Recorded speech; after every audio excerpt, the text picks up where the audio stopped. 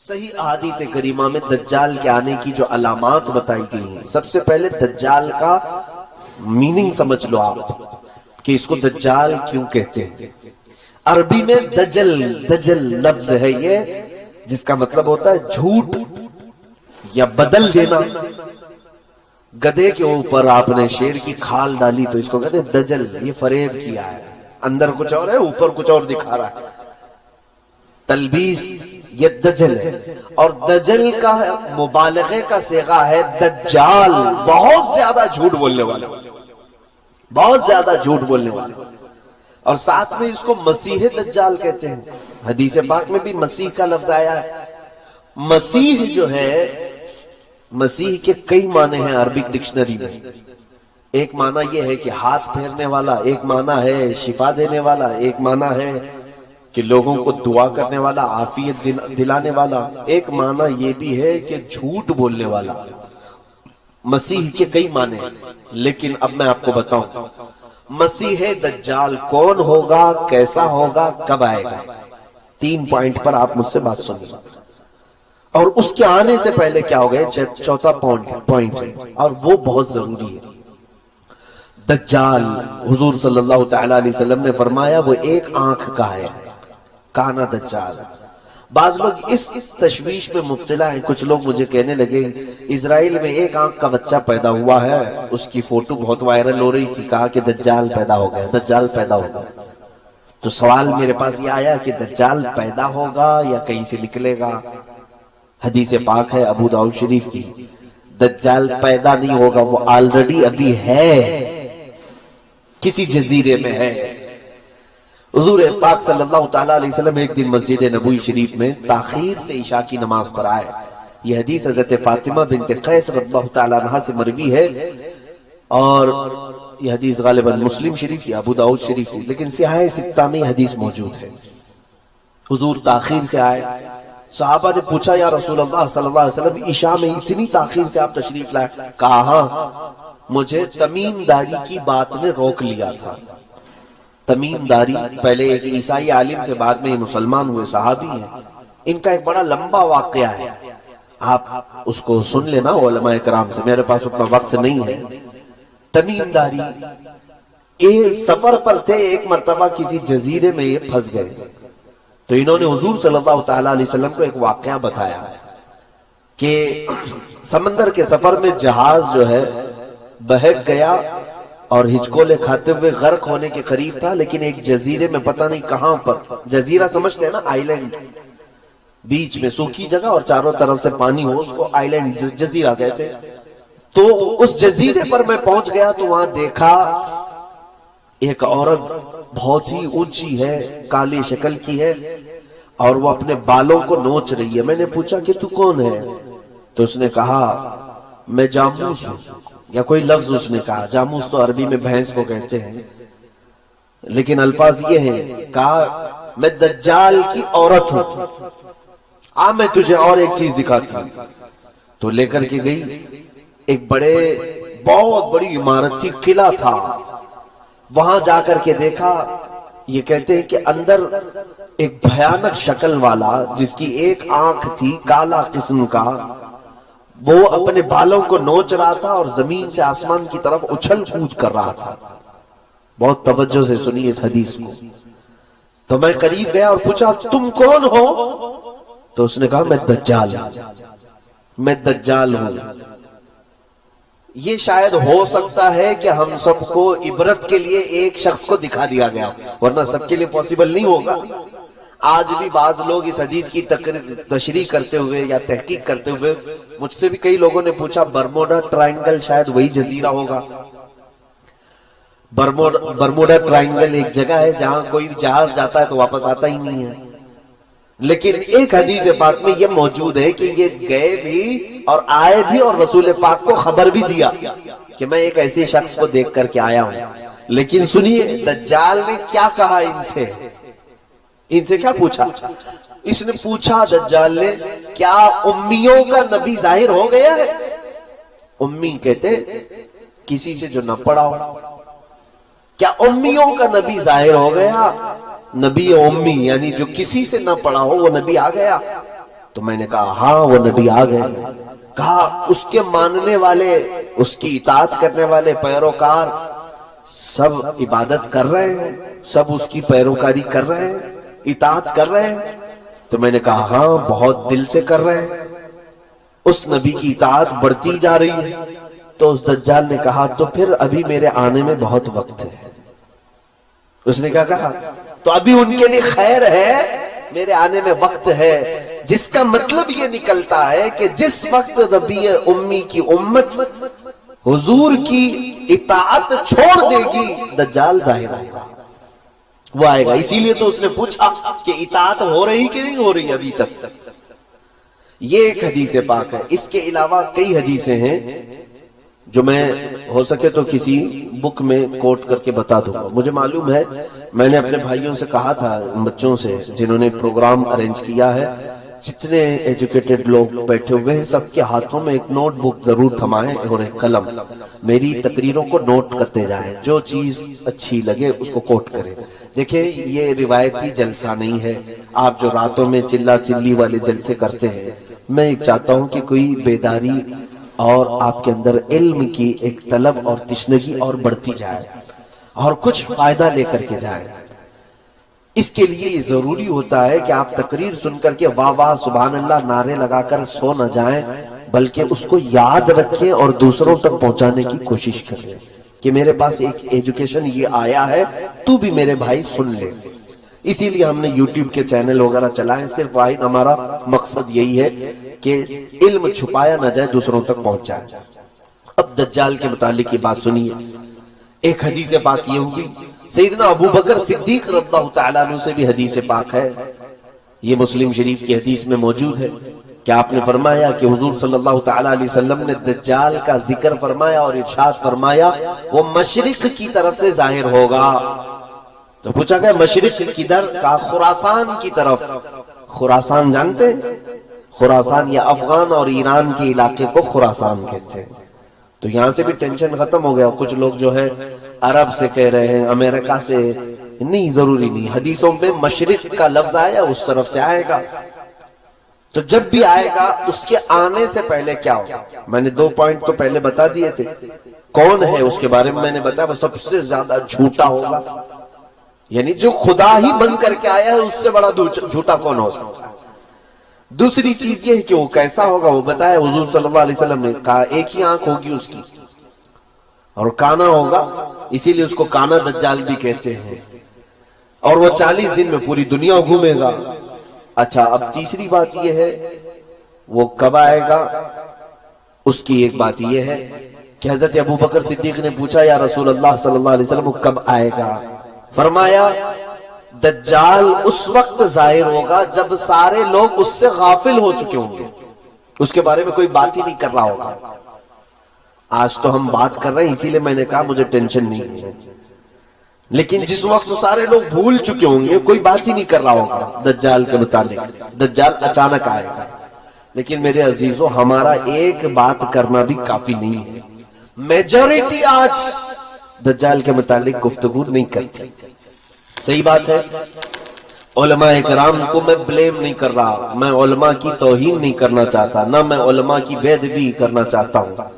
لیکن آج ہو سکتا ہے یہ مصلحت ہوگی. میں نے کثرت سے علماء کو دیکھا دجال کے متعلق یا اس ٹاپک پر نہیں بول رہے. شاید یہ حدیث پاک میں اسی لیے کہا گیا جس وقت سارے لوگ بھول چکے ہوں گے دجال کو تب دجال آئے گا. تو بھول گئے آج. دوسرے سارے ٹاپک پہ ہم گفتگو کرتے اس پر نہیں. جب تک دجال سے لوگوں کو ہم ڈراتے رہیں گے، اس کے فتنے سے پناہ مانگتے رہیں گے لوگ، وہ نہیں آئے گا، وہ نہیں آئے گا. اب اس کے آنے سے پہلے کیا ہوگا، یہی میرا ٹاپک ہے. فرمایا گیا کہ جھوٹ کو سچ کر دیا جائے گا اور سچ کو جھوٹ بنا دیا جائے گا. پوری دنیا میں آج اس مشن پر پورا بہت بڑے پیمانے پر کام ہو رہا ہے. جھوٹ کو سچ بنا دو اور سچ کو جھوٹ بنا دو. اور اس میں سب سے بڑا اگر کوئی رکن ہے دجال کا تو میڈیا ہے.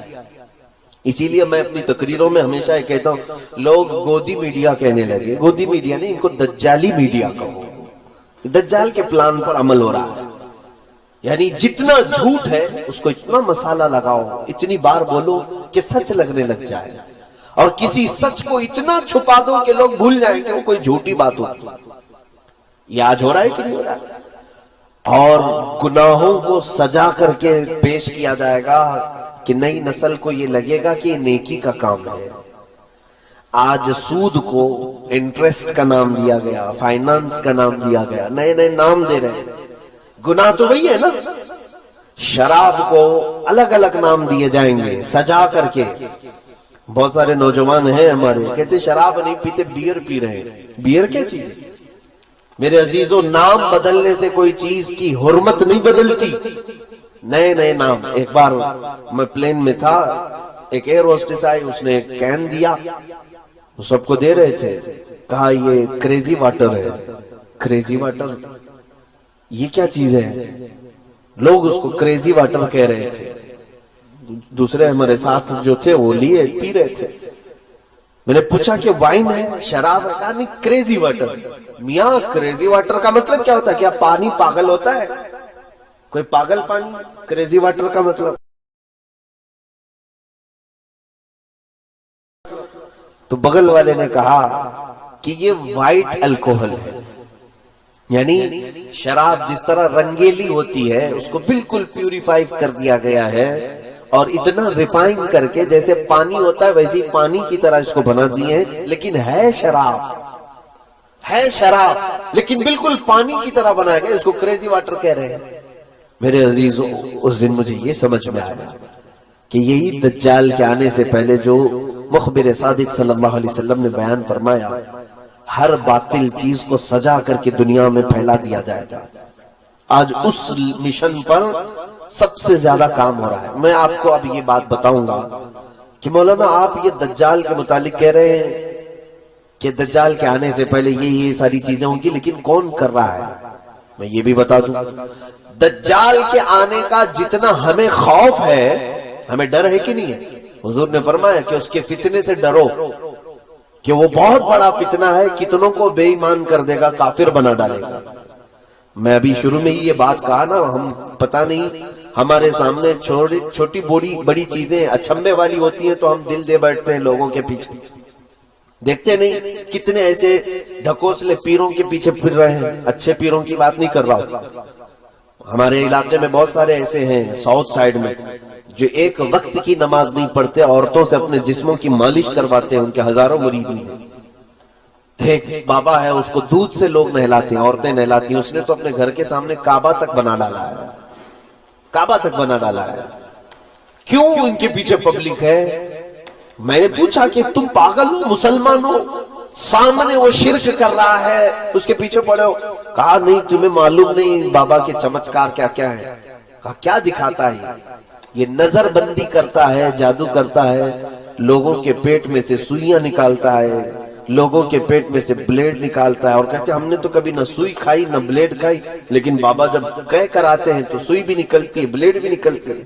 کہا یہ تو نظر بندی ہے، شعبدہ بازی ہے، جادوگری ہے۔ اور اس کو دیکھ کر کے وہ لوگ اس کے فریفتہ ہو گئے بابا کے۔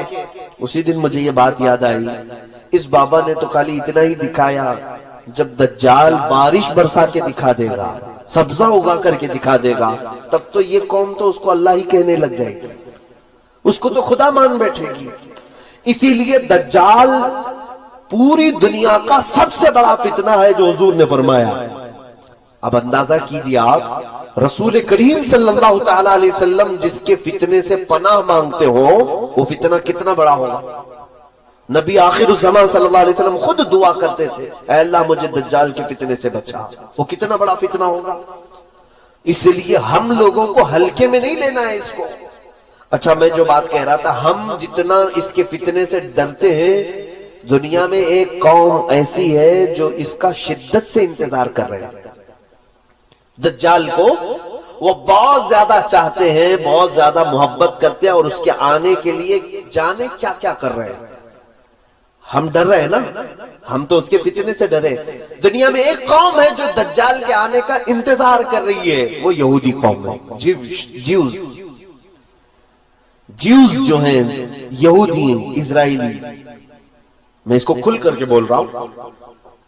ایک بات مجھے معلوم ہے، میرے استاد مصر میں انہوں نے بتایا بھی تھا کہ یہودی اس وقت دنیا میں اتنے منصوبے بناتے ہیں اور ان کے خلاف جو بولتا ہے اس کو یا تو مار ڈالتے ہیں یا اس کے خلاف ایسی سازشیں رچتے ہیں کہ وہ بند ہو جائے، قید ہو جائے، یا تو پھر اسے خرید لیتے ہیں. یہ تو میں تقریباً 10 سال سے بول رہا ہوں. مجھے اس بات کا خوف نہیں ہے. جس وقت تک اللہ نے زبان رکھی ہے میں امت محمدیہ کو حضور کی امانت سپرد کر کے رہوں. جب اللہ کو منظور ہو وہ میری زبان بند کرا دے، اور رب تبارک و تعالیٰ کے چاہے بغیر کچھ نہیں ہوتا. اس بات کو سن کر کے چلے. اگر کسی کو سننے میں اور محفل میں بیٹھنے سے ڈر لگتا ہے کہ یہ کوئی ہاٹ ہارر ٹاپک ہے تو خدا حافظ کہہ سکتے ہیں، اپنے بستر پہ جا بھی سکتے ہیں. میری طرف سے کوئی زور زبردستی نہیں ہے بیٹھنے کی، لیکن اگر کسی کو کچھ نالج لینا ہے تو بیٹھ سکتے ہیں. دجال کے متعلق سب سے زیادہ اگر کسی کو انتظار ہے تو یہودیوں کا ہے، اسرائیل کو. اب ان کی کتابوں میں ان کے بڑے لوگوں نے لکھا ہے کہ دجال اس وقت تک نہیں آئے گا جب تک اسلام اور مسلمانوں کو رسول سے دور نہیں کر دیا جائے گا. سب سے اہم چیز ہے یہ. ان کو کیا چاہیے؟ دجال چاہیے. اور دجال کے آنے کے لیے دروازہ کیا ہے؟ پوری دنیا کے مسلمان اپنے نبی سے دور ہوں. کیونکہ دجال نے بھی اس حدیث میں نے بتایا نا، پوچھا نا تمیم داری سے کہ وہ آخری نبی آ گئے، تو انہوں نے کہا آ گئے. اس نے پوچھا کیا ان کی امت ان کی اطاعت کر رہی ہے؟ تو انہوں نے کہا اطاعت کر رہی ہے. تو دجال نے کیا کہا؟ ابھی میرے آنے کا وقت نہیں. اب ان کو دجال چاہیے. کیوں؟ یہ کہتے ہیں ہمارا وہ مسیحا ہے. دجال کے آنے کے لیے روزانہ صبح اور شام میں دعائیں ہوتی ہیں اسرائیل میں، روزانہ دعائیں ہوتی ہیں. اور وہ اس لیے دعا کرتے ہیں کہ وہ ہمارا مسیحا ہے، ہمیں تکلیفوں سے نجات دے گا، ہماری پوری دنیا میں حکومت قائم کرے گا، ہمیں موت سے بھی بچائے گا. ایک بات یہ بھی یاد رکھ لے کہ دنیا میں سب سے زیادہ موت سے ڈرنے والی قوم یہودی ہے. وہ مرنا نہیں چاہتے کوئی بھی، وہ موت سے بہت ڈرتے ہیں. اسی لیے ان کا آپس میں جو ایک دوسرے کو سلام بھی جو کرتے ہیں، ہم السلام علیکم کہتے ہیں، ان کا سلام ہے ذی 1000 سال. فارسی میں یہ ہے ذی 1000 سال. تفسیر میں لکھا ہوا یہودی آپس میں ایک دوسرے کو سلام بھی کرتے ہیں تو یوں کہتے ہیں جیو 1000 سال، جیو 1000 سال. قرآن میں پہلے پارے میں اللہ نے فرمایا ہے لو يعمر 1000 سنة وما هو بمزحزحه، یعنی اگر ان کو 1000 سال کی عمر بھی دے دی جائے تب بھی وہ مرنا پسند نہیں کرتے. اور اللہ تعالیٰ نے ان کے رد میں جتنی آیتیں نازل فرمائی، یہ کہتے ہیں ہم اللہ کے بیٹے ہیں، ہم اللہ کے محبوب ہیں. پوری دنیا کیچڑ سے بنائی گئی ہے اور ہم کو جنت کی مٹی سے بنایا گیا ہے. پوری دنیا کو جانوروں کے پخانے سے زیادہ گندی چیز سے بنایا گیا ہے، اور ہم شعب اللہ المختار ہیں، اللہ کی پسندیدہ قوم ہے. کون کہتے ہیں؟ یہود، جیوز. یہ ایک مٹھی بھر قوم ہے. انہوں نے جو عقیدے بنا رکھے ہیں وہ یہ ہے کہ دنیا کی سب سے افضل ترین قوم ہم ہیں، ہمارا یہ حق ہے دنیا میں، ہر چیز پر ہمارا قابو ہونا چاہیے، اقتدار ہمارا ہونا چاہیے. یہ قوم ایسی ہے، یہ پوری دنیا میں کہتے تھے وقالت اليہود نحن ابناء اللہ واحباؤہ. قرآن میں اللہ نے فرمایا، یہ کہتے ہیں ہم اللہ کے بیٹے ہیں، ہم اللہ کے محبوب لوگ ہیں، سب سے زیادہ پیارے ہیں. تو اللہ نے ان کے رد میں آیت نازل فرمائی، جانتے ہیں اے محبوب ان کو کہہ دو، جو محبوب ہوتا ہے وہ محب سے ملنا چاہتا ہے کہ نہیں چاہتا؟ ملنا چاہتا ہے کہ نہیں؟ یہ کہہ رہے ہم اللہ کے محبوب ہیں تو ان سے کہہ دیں ذرا موت کی تمنا کریں تاکہ تمہارے محبوب سے مل لو. اور اللہ فرماتا وَلَن يَتَمَنَّوْهُ أَبَدًا، ہرگز یہ تمنا بھی نہیں کریں گے مرنے کی. جھوٹ بولتے ہیں. اللہ کے تم محبوب ہو تو پھر مرنے کی تمنا کیوں نہیں کرتے؟ جو محبوب ہوتا ہے وہ چاہتا ہے کب میں دنیا سے جاؤں میرے مولا سے ملاقات کروں. تو یہاں پر یہ قوم ایسی ہے جو مرنا نہیں چاہتی. جو امپورٹنٹ